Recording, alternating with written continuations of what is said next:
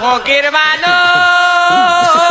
কপাল দোষে ভিক্ষা করে খায় টাকা লয় 1-2 লাখ টাকা দিয়ে যাবেন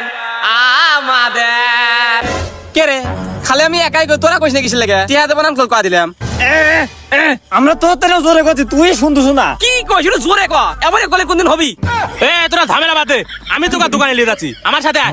কোনলি যাস আরে ওদিক লয় এইদিক যাওয়া লাগবি এইদিক আয় ও এইদিক আয় আমার সাথে আয়। আমরা বাবা তারা এই দোকানে যাই এই দোকানটা বড় আছে এটা তো তোর আব্বার দোকান হ্যাঁ ওইটা তো করছি এটা বড় দোকান মেলা টাকা বিক্রি দিবিনি কে বল চলি আরে আমি আমার নিজের ছুঁয়ে দেখতেছি এটা তোর আব্বার দোকান ওখানে যাইস নে কে রে তুই লেখা না তুই দেখলু কেমন করে দেখছি একভাবে কিন্তু এখন আর দেখতেছি না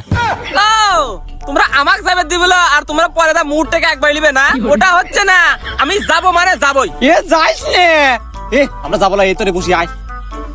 আমরা বাবা ফকির মানুষ কপাল দোষে ভিক্ষা কইরা খাই বেশি টাকা লয় 1-2 লাখ টাকা দিয়ে যাবেন আমাদের কে রে